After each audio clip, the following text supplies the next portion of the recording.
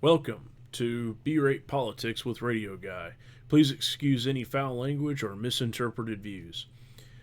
Well, of course, you're getting the YouTube version. If you'd like to catch me on, on a variety of topics, usually lasts about an hour. You can always catch my Monday podcast for free on Patreon, and we'll go from there. Today we're actually going to cover cancel culture. This was actually what I wanted to discuss on Thursday, but due to the events of Wednesday, that actually got pushed to today. So normally I think weekly I'm going to just do a couple of videos a week, unless, like I said, we had a lot of stuff go down this week, and so this ended up being pushed out till Saturday. So with that being said, and that being known, what we have today is, Mr. Bean, aka Rowan Atkinson, compared cancel culture today to that of a medieval mob looking to burn someone. Now, I won't. The point of this video is not really to kind of go over the article. Just more or less kind of point out, on one hand, we're gonna talk a little bit about cancel culture, because it also kind of fits in with what's happened in, say, the last 24 hours to a certain 45th president. And on the flip side of that, I kind of want to talk about people voicing their concerns. We'll kind of look at that. So at least on the cancel culture part, if we look back at Donald Trump, of course he's been kicked off Twitter, and he's also been kicked off Facebook. In fact, the president actually tried to tweet from the government Twitter accounts, like POTUS and one of his other campaign accounts, and Twitter went in within minutes and deleted those tweets. So right now, but within that tweet, it had said, expect a expect a big announcement. So who knows? Maybe Trump is going to go start his own social media company or something. Who knows? I have no idea.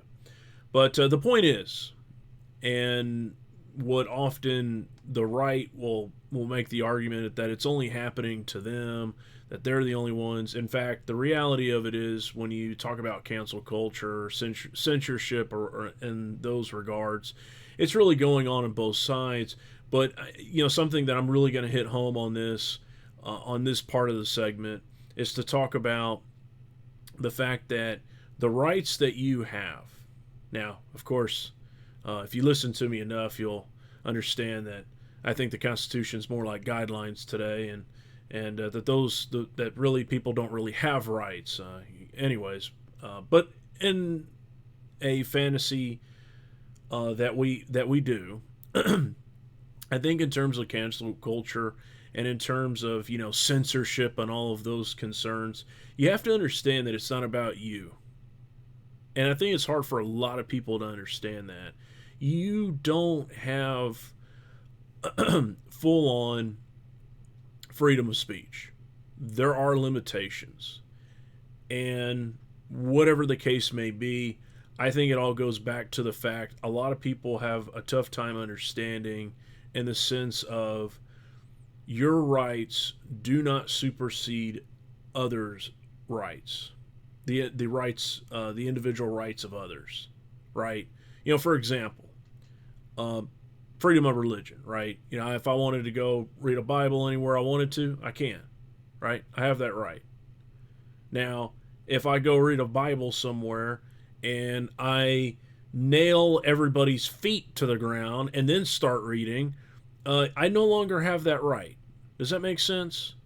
That you cannot force everyone else to accept the liberties, or in this case the rights, whether it's freedom of speech, freedom of religion, whatever the case may be, that it's exclusive to you.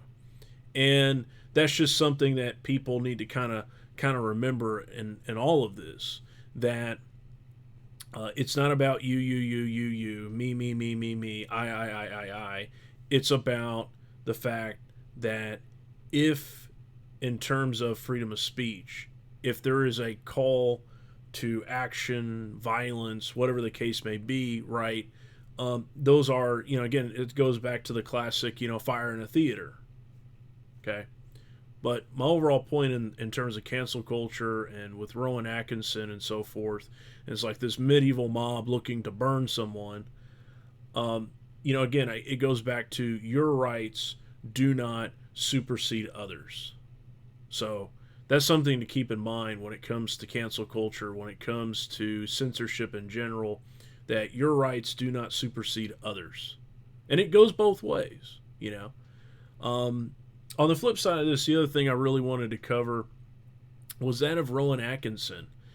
I think there's a lot of pressure at times it can be, and not just with him, but I think, and I'll kind of just more apply this more broadly, but with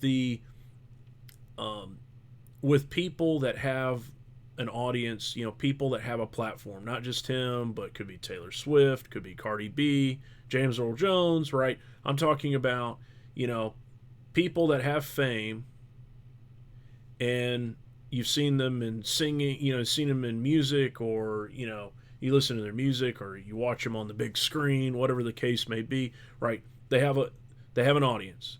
And there is that of societal pressure for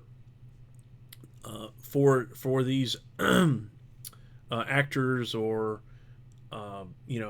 artists, whatever the case may be, to come forward and voice their concerns. Okay?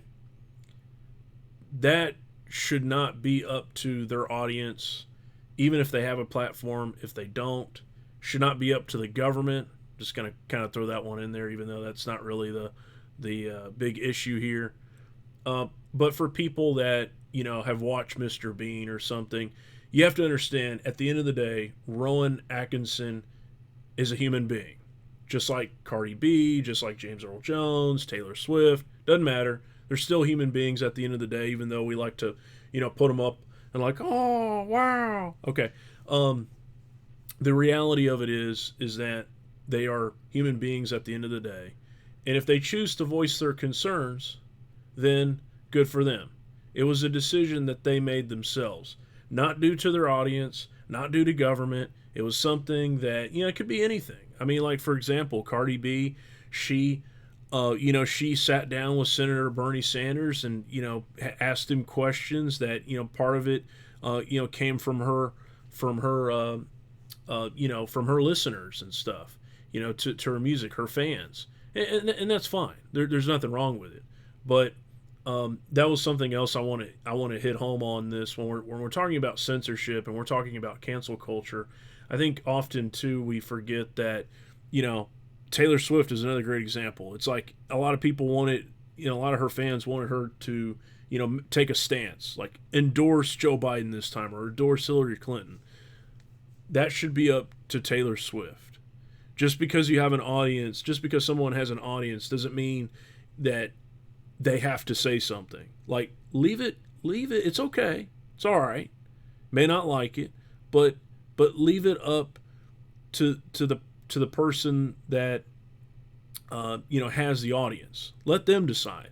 In fact, if you do that, it has a lot more meaning. At least in my opinion, I think it means a lot more if Rowan Atkinson is saying something. You may not agree with it or not, but if Rowan Atkinson or whoever is saying this is coming from them and not because society or government has told them to say this, right?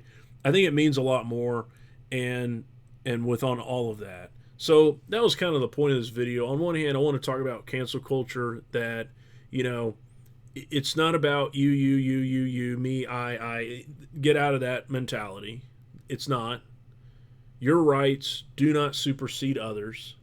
And on the flip side of that, in the same area, actors or artists in general, people that, and again, I go back to people that have an audience, people that have a platform, is it their duty to tell us their opinions? No, it's up to them. If they want to, great. You may agree with it, you may not.